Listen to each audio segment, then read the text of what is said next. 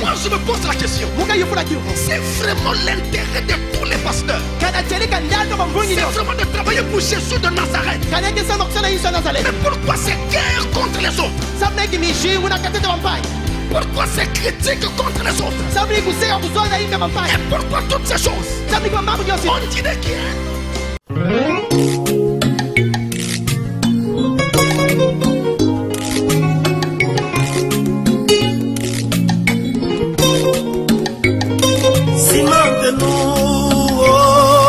Seigneur, souvenez-nous, oh mon Jésus, comme un des pierres dans la pyramide, qu'aucun rasoir ne puisse nous séparer. Seigneur, souvenez-nous, souvenez-nous, oh Jésus.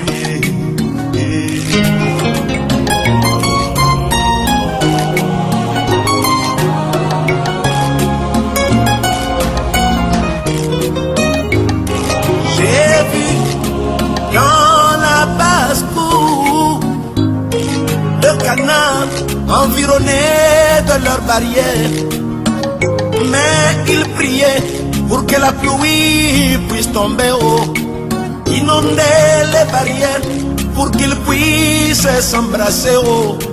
Alors qu'aujourd'hui la pluie de l'arrière-saison est tombée haut, pourquoi nos barrières existent-elles encore? Oh, yeah, yeah.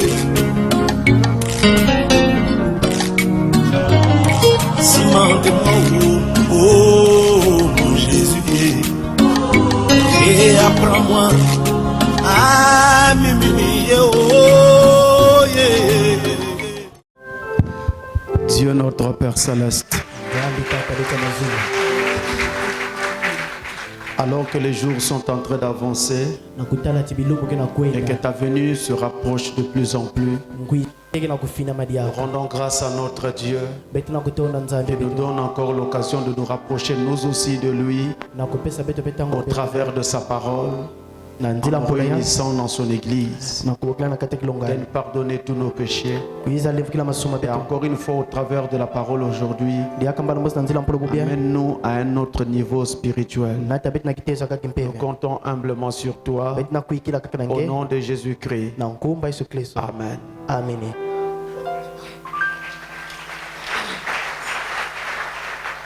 Que Dieu bénisse, nous allons nous lever, prendre nos Bibles. Joël chapitre 2, le verset 23 à 28. Nous allons, Dieu voulant,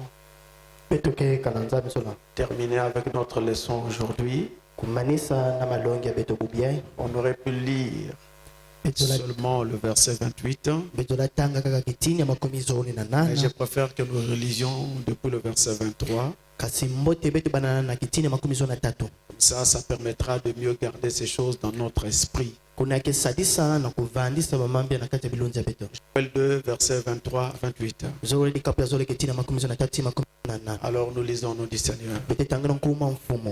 Et vous, enfants de Sion, soyez dans l'allégresse et réjouissez-vous en l'Éternel votre Dieu, car il vous donnera la pluie en son temps. Il vous enverra la pluie de la première et de l'arrière-saison, comme autrefois. Les airs se rempliront de blé et les cuves regorgeront de mou et d'huile. Je vous remplacerai les années qu'on dévorait la sauterelle, le gélec et le gazam, le gélec, le asile et le gazam, ma grande armée que j'avais envoyée contre vous. Vous mangerez et vous vous rassasierez et vous célébrerez le nom de l'Éternel votre Dieu qui aura fait pour vous des prodiges, et mon peuple ne sera plus jamais dans la confusion. Et vous saurez que je suis au milieu d'Israël, que je suis l'Éternel votre Dieu et qu'il n'y en a point d'autre, et mon peuple ne sera plus jamais dans la confusion. Après cela, je répandrai mon esprit sur toute chair. Vos fils et vos filles prophétiseront. Vos vieillards auront des songes. Et vos jeunes gens des visions. Amen. Que Dieu bénisse sa parole. Merci pour vous asseoir.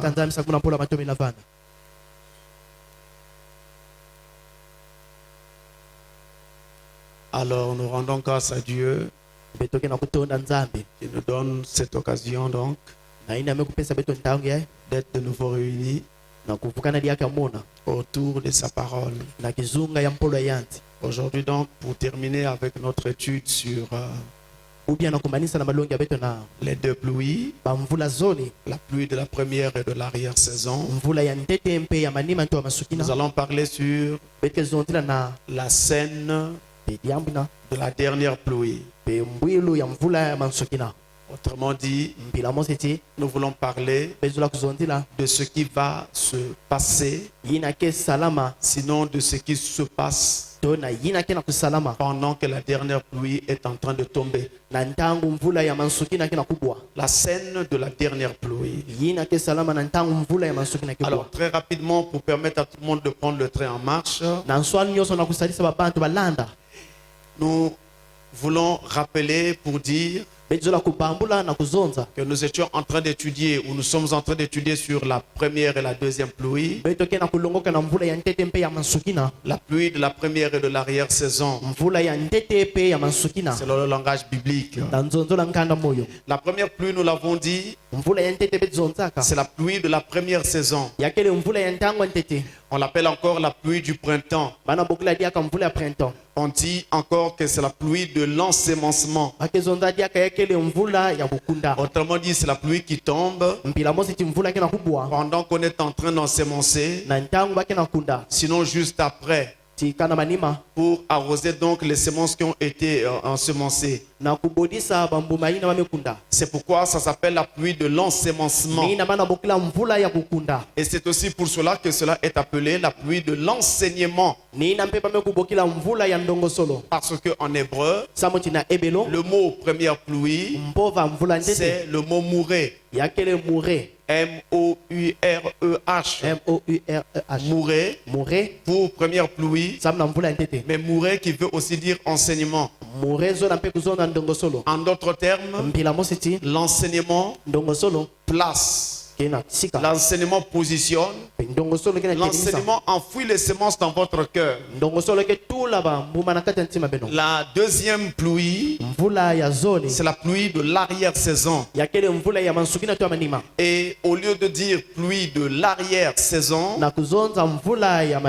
on peut aussi dire la pluie de la dernière saison. Ici, arrière est pris pour dernière.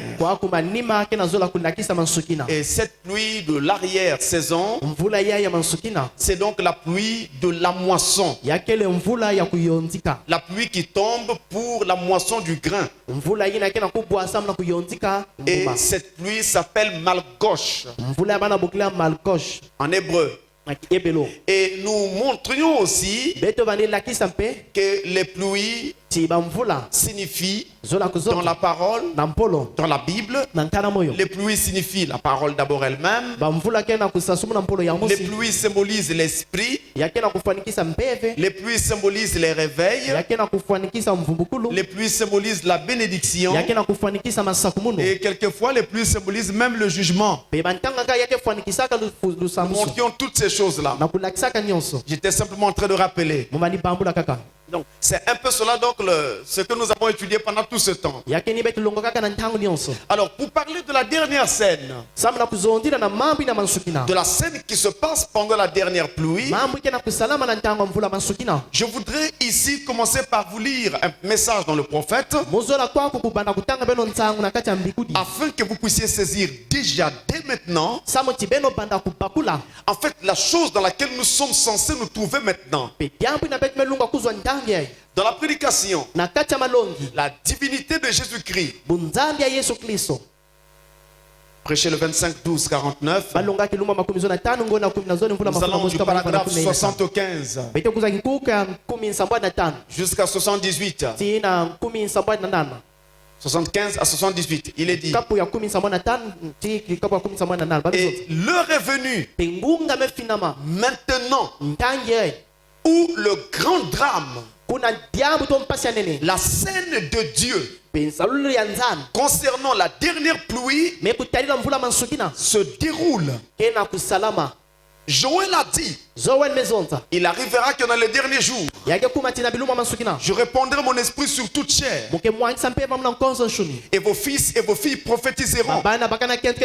Je répandrai mon esprit sur mes serviteurs et sur mes servantes. Et je montrerai des signes en haut dans le ciel et des signes en bas sur la terre et des colonnes de feu et une vapeur de fumée. Il arrivera avant que le jour grand et redoutable du Seigneur n'arrive, que quiconque invoquera le nom du Seigneur sera sauvé. Amen. Je reprends une partie de ce paragraphe d'abord, avant de continuer. Et l'heure est venue maintenant où le grand drame, la scène de Dieu concernant la dernière pluie se déroule. Nous y sommes. C'est lui qui dit que l'heure est venue. Amen. Et après, il cite le passage que nous avons lu. Mais vous remarquerez qu'il cite particulièrement le verset 28. Le dernier verset où il est dit que je répandrai mon esprit sur toute chair. Retenez-le. Et c'est ça la scène qui se déroule pendant la dernière pluie. Le prophète appelle cela le grand drame. C'est la dernière grande scène. Alors nous continuons, il dit, là-dedans Jésus a dit, paragraphe 76, ces choses que je fais, vous les ferez aussi, et vous en ferez les plus grandes que celles-ci, car je m'en vais au Père. Alléluia. Alléluia. Alléluia. Voici ce qu'il a dit jadis là-dedans. Dans la parole, il a dit, si vous demeurez en moi et que ma parole demeure en vous, demandez ce que vous voulez et cela vous sera accordé. Il y a quelques années, les gens des alentours disaient, vous là-bas, à ce tabernacle-là, vous êtes des exaltés. Vous êtes tous ceci, cela. Que sais-je encore? Vous êtes fous. Mais oh là là, nous nous sommes tenus sur ce rocher. C'est vrai. Jusqu'au baptême du Saint-Esprit. Et maintenant, la puissance du Dieu Tout-Puissant a pris forme dans l'église. Et elle est en train de se répandre. Alléluia. Alléluia. Je suis dans l'attente de l'heure où Dieu va secouer toute la chose partout. Frère, c'est déjà en cours en ce moment. C'est déjà en cours en ce moment même. Ça continue. C'est vrai. En tout cas, mes paroles peuvent être fausses, mais pas les paroles du prophète. Vous pouvez ou ne pas me croire, mais pas le prophète. Moi, je crois ça. Et quand il dit que la chose est en cours maintenant, je dis Amen. Et lorsqu'il dit que tout ce qu'il attend de voir, tout ce qu'il attend de voir, c'est de voir la chose être secouée partout. Donc se répandre partout. Il dit c'est tout ce que j'attends de voir. C'est ce que j'attends de voir. Mais dans le fond, la chose est déjà en train de se passer maintenant. Et chaque fils de Dieu et chaque fille de Dieu est appelé dans cette dernière scène à prendre sa position en tant que fils et fille de Dieu pour voir ces choses être manifestées dans sa vie. Ce n'est plus le temps des suppositions.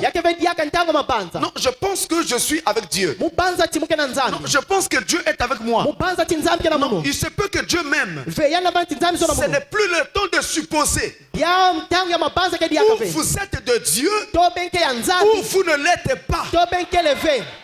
Et si vous êtes de Dieu, le temps de prendre position est arrivé. C'est comme un enfant qui appartient à une famille, mais qui n'avait jamais su qu'il était membre de cette famille-là, jusqu'à ce qu'il entende des rumeurs répondant que son père c'est ce monsieur-là. Voyez-vous, maintenant quand il apprend ces nouvelles-là, il est alors temps qu'il prenne sa place dans cette famille. Nous avons longtemps entendu des rumeurs comme quoi nous étions chrétiens, où je dois dire en vérité fils de Dieu, fille de Dieu. Mais maintenant ça ne doit plus être des rapportages, ça doit être la réalité. Chacun doit prendre position. C'est le message de la dernière pluie.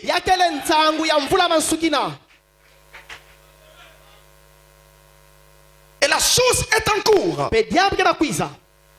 Dit frère Branham. Alors, nous avons eu plusieurs réveils. Et nous montrions dernièrement que nous avons eu 3 grands réveils.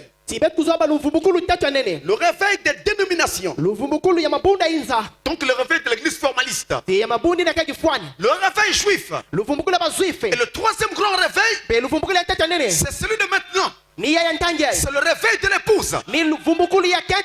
Pour préciser les choses, le réveil des dénominations, c'est la période des 7 âges de l'église.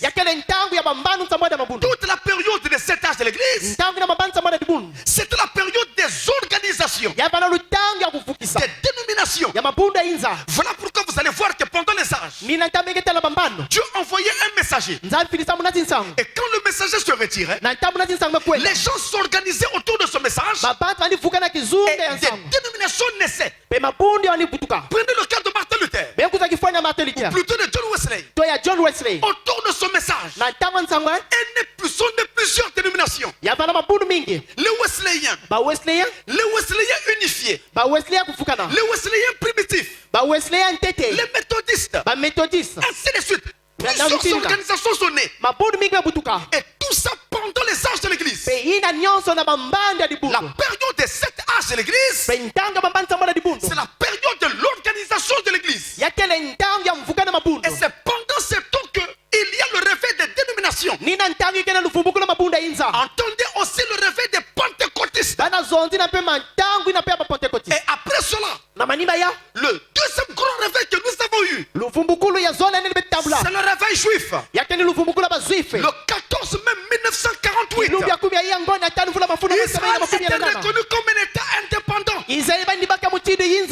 avec son drapeau qui flottait sur la nation, le plus vieux drapeau du monde, avec les 2 pyramides qui se croisent, la pyramide qui vient d'en haut et celle qui vient d'en bas, l'étoile à 6 branches de David. Là, c'était le réveil juif. Et après cela, devait venir le dernier grand réveil. C'est le réveil de l'épouse. Et le prophète dit, nous y sommes. Il dit, la chose est déjà en cours. J'attends l'heure où la chose sera secouée partout. Où tout un chacun, membre de l'épouse, l'épouse entrera dans ce feu-là.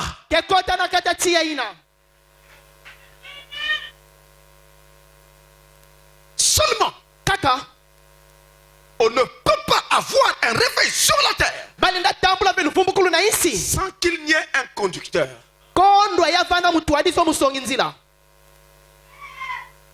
Sans conducteur, il n'y a pas de réveil. Je suis en train de terminer. Laissez-moi placer ça dans la parole. Afin que après, Satan soit incapable de déraciner ces choses. Quand le diable viendra vous dire, cet homme vous a menti, il vous a dit n'importe quoi, le Saint-Esprit vous dira, il nous avait lu ça dans la parole. Et vous ne serez pas bousculé. Je dois lire ça dans la parole. Regardez. Dans la prédication, la parole parlée est la sémence originelle. Paragraphe, deuxième partie. Parole parlée, sémence originelle, deuxième partie. Paragraphe 301.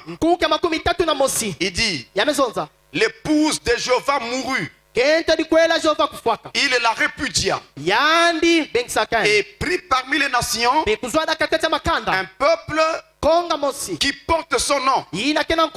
Est-ce vrai? Son nom, comme une femme qui prend le nom d'un homme. L'épouse, maintenant, quand elle fait les mêmes choses qu'elle fit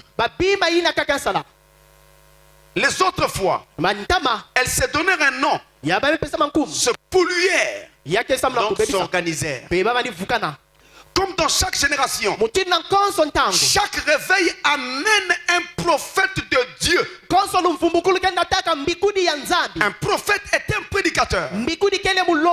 Chaque réveil amène un prophète de Dieu. Un prophète est un prédicateur. Un véritable prédicateur qui reste avec la parole. Et il produit un réveil qui rassemble l'élu de cette génération. Je peux m'arrêter là.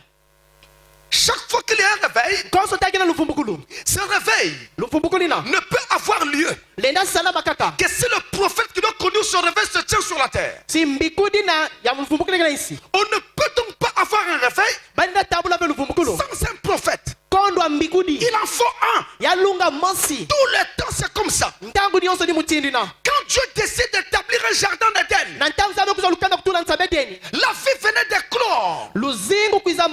C'était un réveil partout. Mais il fallait quelqu'un pour conduire son réveil. Alors il a suscité Adam. Elle a placé là. Et lui a donné l'ordre de prendre soin du jardin. De cultiver le jardin. De prendre soin de ce jardin. Adam était le premier prophète sur la terre. Et quand Israël va naître, Dieu utilise un homme, un prophète, Abraham, l'ancêtre de ce peuple, pour susciter la naissance de ce peuple. Et cette naissance était un réveil. Et quand Israël, après avoir été soumis à l'esclavage, doit sortir du pays d'Égypte, c'est encore là un réveil. Il lui fallait un prophète conducteur. Il a suscité Moïse pour conduire ce réveil-là. Et quand la terre entière était engloutie dans le péché, et qu'il voulait susciter le réveil messianique, il a envoyé un prophète, Jean-Baptiste, pour préparer le chemin. Et alors le véritable conducteur est arrivé, Jésus de Nazareth. Chaque réveil doit produire un prophète, ou plutôt un prophète doit produire un réveil. Il faut un prophète pour que nous ayons un réveil. Et si on se tombe de la faim, nous devons vivre le réveil de l'épouse. Il faut qu'il y ait un prophète qui conduise ce réveil-là. Si on ne voit pas de prophète, il n'y aura pas de réveil de l'épouse. Il faut un messager. Avant d'aller plus loin, nous parlons un peu trop de réveil. réveil. Parfois les gens ne se rendent plus trop compte de ce que c'est. Un réveil, c'est une action de Dieu en puissance. C'est exactement ce que ça veut dire en français. Il s'agit de quelqu'un qui dormait et qui sort de son sommeil. On dit alors qu'il se réveille. Et comme il sort de son sommeil, il sort de sa léthargie. Il sort de ses ténèbres. Il sort de sa nuit. Et vient au jour. Alors on dit qu'il est réveillé. C'est ça le réveil. Dieu sortant son peuple des ténèbres et l'amenant à la véritable lumière. Et quand un véritable réveil a lieu, Frère Branham dit 4 choses doivent être observées. 4 choses pour qu'il y ait un véritable réveil. Écoutez ça. Dans la prédication, parle à cette montagne. Par la 7 montagnes. Du 23-11. 59. Paragraphe 5. Maintenant, nous essayons de placer les réunions dans le meilleur cadre possible. Nous ne nous spécialisons pas dans la guérison divine. Comme on dit, parce que la guérison divine n'est pas le plus important. Et vous ne pouvez pas mettre en avant le moins important. Nous savons cela. La grande chose donc que nous recherchons dans tout réveil, c'est premièrement d'amener les âmes perdues à Christ. Voilà la première chose. Et de réveiller l'église, la ramenant à un état spirituel, là où elle doit être, une communion intime avec Dieu. C'est le deuxième point. Troisièmement, de susciter la communion entre les églises. Et quatrièmement, de prier pour les malades. C'est notre but. C'est ce que nous essayons de faire. Voilà le réveil. Quand un réveil a lieu, si c'est un vrai réveil, s'il vient de Dieu, il va produire ces 4 choses. Première chose, amener les âmes perdues à Christ. Permettre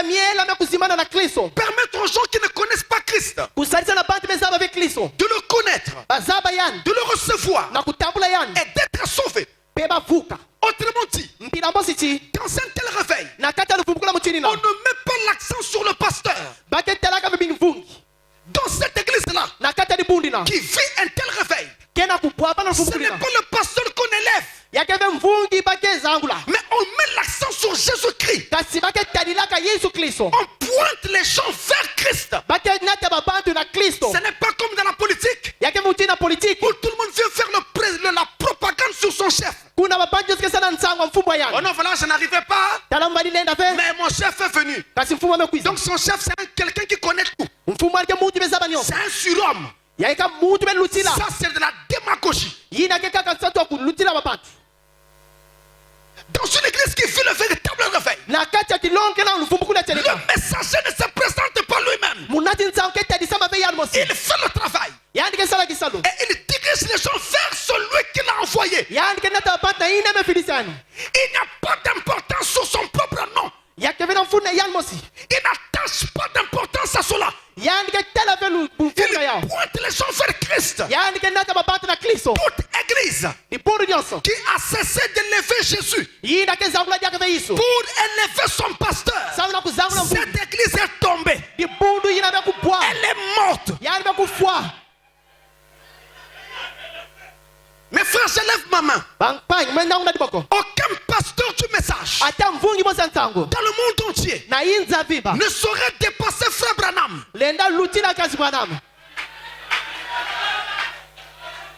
Et pourtant, à l'époque de Frère Branham, dans son assemblée, ce n'est pas Branham qui était élevé, c'était Jésus-Christ. Et d'où vient que dans nos églises, c'est un ministre nouveaux ministres, on les carte.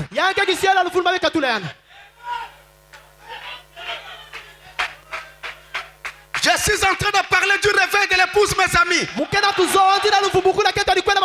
n'y a qu'un seul qui doit être élevé. C'est le Seigneur Jésus-Christ.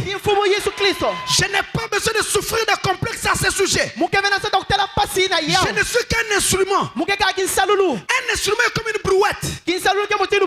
Quand vous construisez votre maison, à la fin des travaux, vous pouvez prendre la brouette et la jeter. Ou alors la prendre et la mettre quelque part, la garder. Ça va dépendre de vous. Et je suis conscient de ça. Qu'à la fin de la route, Dieu peut me jeter. Ou il peut me garder. Mais on ne peut pas élever la brouette à la place du chef de la maison.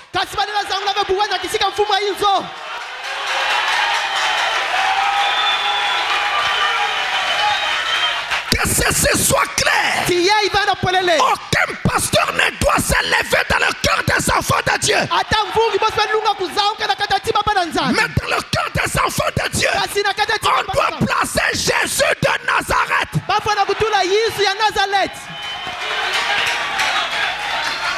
Et je voudrais donner un message à toutes les autorités politiques de ce pays, afin qu'ils sachent que Pasteur Francis ne masse avec aucun politicien.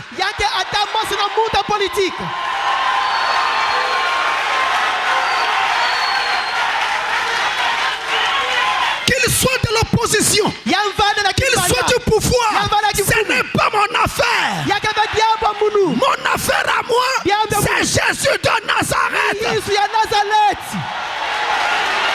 Alléluia. Et je me tiens ici en tant qu'ambassadeur de Jésus de Nazareth.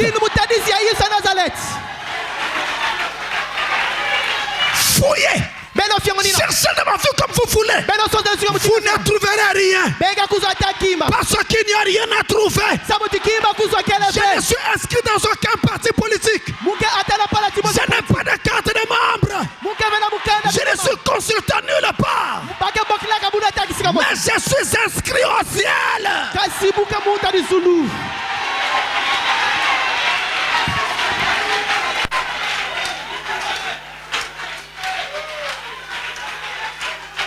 C'est ça un vrai réveil. Amener les gens à Jésus. Et c'est ce que j'essaie de faire. Et j'ai confiance que nous arriverons par la grâce et l'aide de Dieu. Deuxième chose, amener l'église à une communion intime avec Jésus-Christ. Dans la communion intime. Alors non seulement que vous êtes fils et filles de Dieu, mais là, vous avez maintenant un contact personnel avec lui. Et vous vivez des expériences personnelles avec lui. Il y a une intimité qui va maintenant exister entre vous et votre Dieu, comme l'intimité qui existe entre vous et votre meilleur ami, ou votre mari ou votre femme. Il commence à vous dire des choses. Il vous chuchote des choses. Et il va commencer à corriger ce que vous faites de mal. Et quand vous ne priez pas, vous ne priez pas assez, il vous bouscule pour que vous restiez connectés.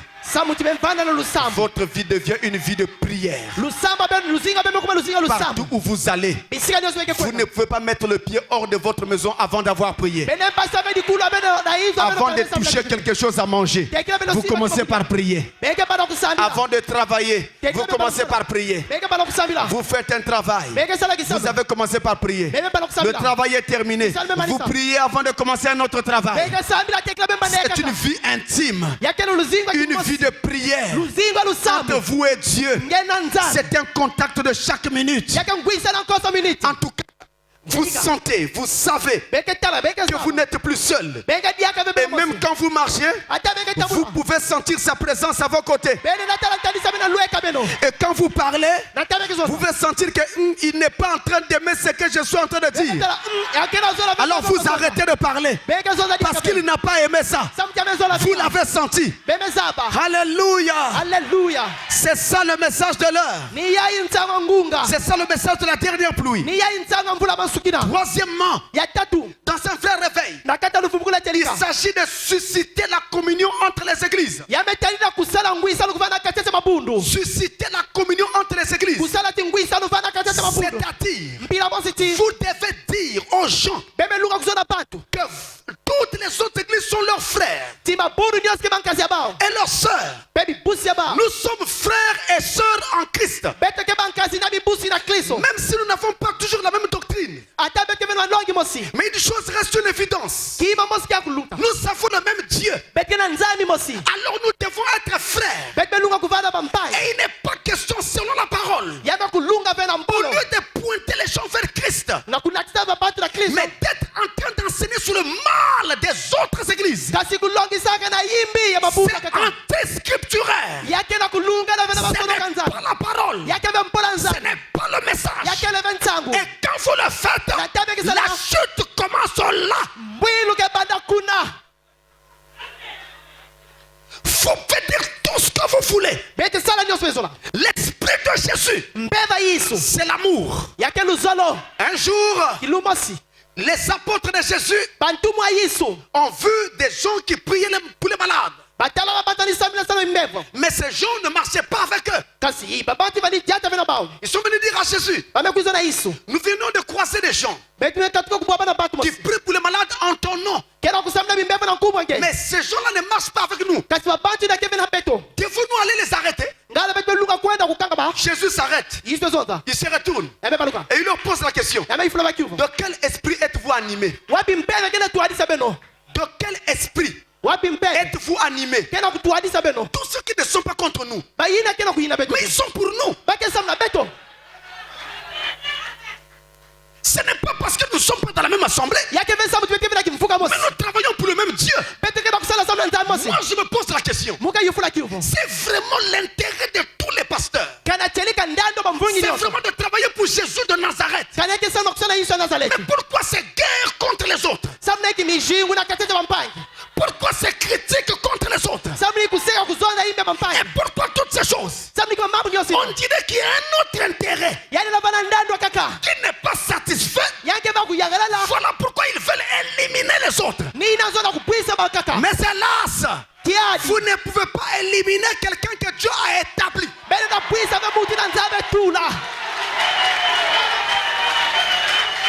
Et plus vous essayez de l'éliminer, plus il monte. Plus il monte. Plus il monte. Et plus il monte.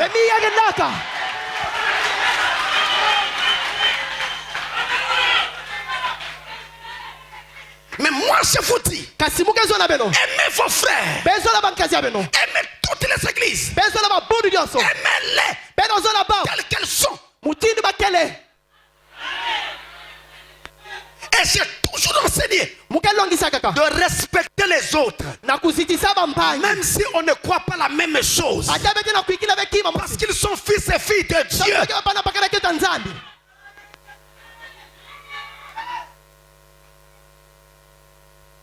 C'est le troisième but. Et le quatrième but, c'est de prier pour les malades. C'est ça qui se passe dans tout réveil. Prier pour les malades. Maintenant, le prophète dit que ce réveil de l'épouse ne peut avoir lieu qu'avec ceci. Regardez. Je prends la prédication, le troisième sceau.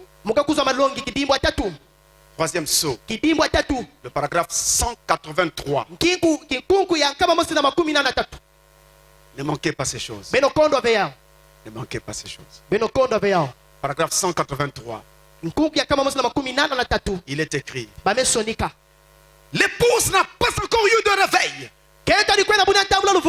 Voyez, il n'y a pas encore eu de réveil là. Aucune manifestation de Dieu pour stimuler l'épouse. Voyez, c'est ce que nous attendons en ce moment. Il faudra, c'est cette tonnerre inconnue là-bas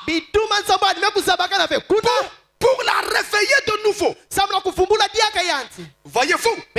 Oui, il les enverra. Il l'a promis. Maintenant, regardez bien. J'aime ça. L'épouse n'a pas encore eu de réveil. C'est ce que nous attendons. Et il ajoute, pour que l'épouse ait un réveil, il faut qu'il y ait les 7 tonnerres. Alors mes amis, si vous refusez le message des 7 tonnerres, où est-ce que vous irez? Il faut ces 7 tonnerres pour avoir le réveil de l'épouse. Alors nous savons que nous sommes dans la saison. Dans la saison où ces 7 tonnerres doivent avoir lieu. Et quand tout ceci doit avoir lieu, quand ce réveil va avoir lieu, et quand ces tonnerres vont faire entendre leur voix, il y aura donc un déversement du Saint-Esprit. Et il y aura le réveil de l'épouse qui se répandra partout. Et un prophète doit être sur la terre en ce moment-là. Un prophète doit être sur la terre en ce moment-là. Je reviens dans cette saison dans laquelle nous sommes. Je dis maintenant, nous sommes dans la saison où doit avoir lieu ce réveil de l'épouse. Et pendant ce temps, les 7 tonnerres vont faire entendre leur voix. Pendant ce temps, nous allons vivre Joël 2:28. Un déversement du Saint-Esprit sur toute chair. Et un prophète doit être sur la terre en ce moment-là. Pendant que tout cela doit avoir lieu. Et je voudrais ici vous montrer en type, en image, comment Dieu a préfiguré d'avance ce que je viens de dire. Dans l'Ancien Testament, au travers de l'histoire du prophète Samuel, dans 1 Samuel, chapitre 12, le verset 16 à 19. Je lis d'abord cela. L'heure est venue où vous devez connaître la parole avec exactitude. On ne suppose pas. Je lis d'abord cela. Comme ça, tout le monde saura de quoi il s'agit. Alors, 1 Samuel 12, verset 16 à 19. Là, il nous est dit. Attendons encore ici. Et voyez le prodige que l'Éternel va opérer sous vos yeux. Ne sommes-nous pas à la moisson des blés? Il y a déjà 2 ou 3 mots qui retiennent notre attention. Samuel parle d'un prodige que Dieu va accomplir. Et il dit qu'ils étaient à l'époque de la moisson des blés.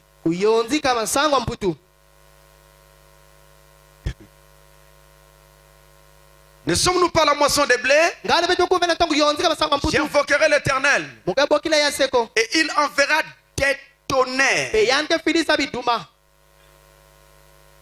et de la pluie. Sachez alors et voyez combien vous avez eu tort aux yeux de l'Éternel de demander pour vous un roi. Samuel invoqua l'Éternel et l'Éternel envoya ce même jour des tonnerres et de la pluie. Tout le peuple eut une grande crainte de l'Éternel et de Samuel. Et tout le peuple dit à Samuel, Pe konga nyonso bezo na Samuel. prie l'Éternel ton Dieu Sambila seko nzambi yange. pour tes serviteurs, Sam na bisielo yange. afin que nous ne mourions pas. Sam tu betu kufa ve. Car nous avons ajouté à tous nos péchés Sam tu betu pona masuma betu nyonso. le tort Yimbi. de demander pour nous un roi. Ya kulomba sam na betu ntini mosi. Oui, Ninga. nous avons toujours eu des péchés. Bete badaka na masumo. Parce que nous ne sommes que des hommes. Sam tu betu kika babantu. Et l'homme est né dans le péché. Muntu bebutuka na kati ya sumo. Il a grandi dans l'iniquité. Yalme kula na kati ya suma zola. Il est venu au monde en disant des mensonges. Yalme butuka na inza na kuzonda luvunu. Nous avons toujours eu des péchés. Bete badaka na masumo. Mais nous avons ajouté à tous ces péchés-là Bete bwena masumo nyosina. un autre péché Bisuma kaka. que Dieu considère très grave. Ina nzambi na kutela imbi. C'est que nous avons demandé pour nous un roi. Bete lomba sam na betu ntini mosi. Alors qu'un seul était notre roi. Tikaka mosi lunga kwa na ntini betu. C'est Dieu lui-même. Ni nzambi ya mosi. Pourquoi avoir encore demandé un roi? Sam ni bete lomba diaka ntinu. Ce péché est grave. Bisumu ngenene. Dis à ton Dieu de nous pardonner, Samuel. Zonza na nzambi ngene vukila betu Samuel. Dis-le de nous pardonner. Zabisa na vukila betu. Parce que nous avons demandé un roi. Sam tu bete lomba ntinu mosi. Quelqu'un qui vient au-dessus de nous. Muntu ke kuiza na zula betu. Parce que nous avons demandé un roi. Sam tu bete lomba ntinu mosi. Dis à Dieu de nous pardonner. Zonza na nzambi na kulemvukila betu. Et Samuel Samuel va prier l'Éternel. ke sambila ya seko. Et ces jours-là, Ilumbina. ils étaient à l'époque de la moisson des blés. Baba na ntanga nzongololo ya masanga putu. Donc vous comprenez qu'ils étaient à l'époque de la moisson. Bena pakula twa kena ntanga nzongololo. Et quand ils prient, Na tawa sambila. Dieu envoie des tonnerres. Nzambe filiza bituma. Des tonnerres déchirent le ciel partout. Bituma kena pasula bezulu bisika Et nyonso. ensuite, la pluie tombe. Na manima mvula mekubwa. Ce que Israël a fait Yina Israeli mesala. à cette époque-là Na ntambina. n'est qu'une image Ya ina kizidi. de ce que l'Église des Nations aussi fait. Ya ina dibunda dikana peke sala. Nous sommes tous des hommes. Beto nyoske babantu. Nous avons longtemps marché dans le péché. Beto diata kantama na kata masumo. Mais il y a une chose que Dieu n'a pas aimée. Kaseka na kima mosi nzambi zola kafe. Quand nous avons voulu avoir un roi, Na ntambe zola kuzwa ntinu mosi. quand nous avons placé au-dessus de l'Église un roi, Na ntambe beto tuna na zola kilongo ntinu mosi. quand nous avons placé au-dessus de l'Église un pape, Na ntambe beto tuna zola na beto tuna zola dibundu pape. un seul est notre roi. Kaka mosi ke ntinu C'est beto. le Seigneur Dieu Tout-Puissant. Ni mfumu Yesu ya Dans tleko. la Bible, Na kana moyo. il n'y a pas de place pour un pape. Ya kemela kisika to kibuka sam na pape. Laissez-moi parler ouvertement. Bepi kama zonda polele. Parce que l'heure est venue. Sam tingunga bekuma. Les véritables enfants de Dieu Baba na nzambe teleka. ne croient pas dans l'autorité du pape. Ke kuikila ka na lutumu ya Parce pape. que ce n'est pas établi dans la Bible. Samuti ya beko sona mabena ngana moyo. Et à l'époque de la moisson, Na ntawa nzongololo. la moisson c'est la fin du monde. Nzongololo ni luzingwa inza. Donc c'est aujourd'hui Bubu yai. la moisson des blés, Nzongololo na masango mputu. la moisson des fils et des filles de Dieu. Nzongololo na bana pakana keto nza. C'est le dernier jour. Ya ke biluma masuka. Le prophète Samuel a prié. Mbiku di same sambila. Quand il a prié, Na ntaka me il y sambila. a eu des coups de tonnerre. Bituma be wakana. Les 5 tonnerres ont fait entendre leur voix. Bituma sabe be waki sandinga bao. Et quand les 5 tonnerres ont fait entendre leur voix, Na ntabi bituma sabe la waki. pluie est tombée. Mvula be kupwa. Autrement dit, Mpila bositi. dans les derniers jours, Na biluma masukina. quand vous entendrez parler de cette tonnerre, la deuxième pluie tombera. Mvula ya zola ke kupwa. Nous allons voir une pluie Bete bwa bale mvula. accompagnée de tonnerre. Ya kutwa di sama na bituma. C'est ça la promesse du temps de la fin. Ni ya insilula ntaka masukina. Mais qui était Samuel? Kasi nani vanda Samueli? Qui était Samuel? Nani vanda ka Samuel? Regardez, Beno tala. Samuel, Samueli. son nom hébreu, Nkumwe na ebelo. c'est Shemuel. Yakele Shemuel. Shemuel. Shemuel. Ce qui signifie Ina zola kuzonza. exaucer de Dieu. Nzambe mepesa mvudu. Écouter de Dieu. Nzambe kuwa. Mais pour saisir qui est Shemuel, Na kupakula nani ke Shemuel? il nous faut faire une petite chronologie de l'Ancien Testament Yakele lakisa beto tete mwadiamu na kwisala kama. jusqu'à notre Shemuel. Tina Shemuel ya beto. Au départ, Na mbatukulu. nous avons ici Beto kena awa. un Moïse. Mose mosi. C'est lui que Dieu commence à utiliser. Ni yani nzambe bana kusadila. Après Moïse, Na manima Mose. va venir deux autres figures emblématiques de l'Ancien Testament. Josué et Caleb. Vous avez toujours entendu parler d'eux. Mais ils sont venus après Moïse. Après Josué, Caleb, nous allons vivre un drame. La mort de Josué. C'était un drame pour Israël. Moïse était déjà parti. Il ne restait plus que Josué. Le voilà qui meurt encore. Et quand Josué meurt, lisez l'histoire de l'Ancien Testament. Vous verrez qu'Israël rentre dans une période de déperdition. Alors là, ils ont commencé à souffrir. Les Madianites les opprimaient. Ils étaient obligés de se cacher tout le temps. Et à cause de ça, comme il n'y avait plus de prophètes dans ce temps-là, Dieu va leur donner des juges. Donc là, nous avons la période des juges. Les juges, ils étaient nombreux que Dieu a utilisés. Mais quoi qu'ils étaient nombreux, il y avait parmi eux des figures emblématiques. Donc ceux qui étaient les plus proéminents. Et à la fin, l'une des figures les plus proéminentes parmi les juges sera donc celui qui viendra à la fin. Il était juge et prophète. C'est Samuel. Samuel était juge et prophète en même temps. Actes des Apôtres chapitre 13 verset 20. Il est établi là-bas que Samuel était juge et prophète. Les juges n'étaient pas des prophètes.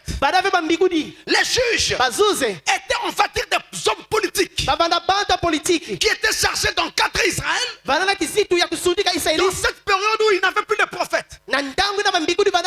Et c'est ce que Dieu leur donna en remplacement, en attendant d'envoyer de nouveau des prophètes. Et il termine la phase des juges par un juge qui va en même temps de nouveau ouvrir l'ère des prophètes. C'est Samuel. Voilà pourquoi il était à la fois juge et prophète. Et d'ailleurs, si vous lisez l'Ancien Testament, vous allez voir que Samuel jugeait Israël. Il s'asseyait devant Israël pour juger ses affaires. C'est écrit. Alors, maintenant, regardez ça. Quand vous regardez là, et que vous comptez le nombre de cases que nous avons là au tableau, combien avons-nous de cases là? Nous en avons 7. Et je crois que les cellules de Dieu sont déjà arrivées. Nous avons là un autre type de 7 âges de l'église. Et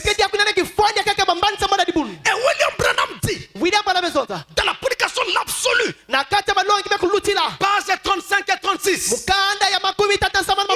les juges représentaient les réformateurs.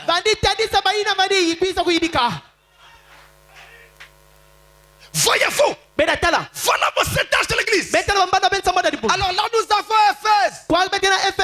Là nous avons Smyrne. Là nous avons Pergame. Là nous avons Thyatire. Là nous avons Sardes. Là nous avons Philadelphie. Et à la fin nous avons, qui est donc Samuel. Vous êtes arrivés. Voilà votre Samuel. Il est identifié en prophète du dernier âge. Mais il y a un problème. Samuel était juge et prophète. Les deux. Est-ce que le messager du temps de la fin était aussi juge?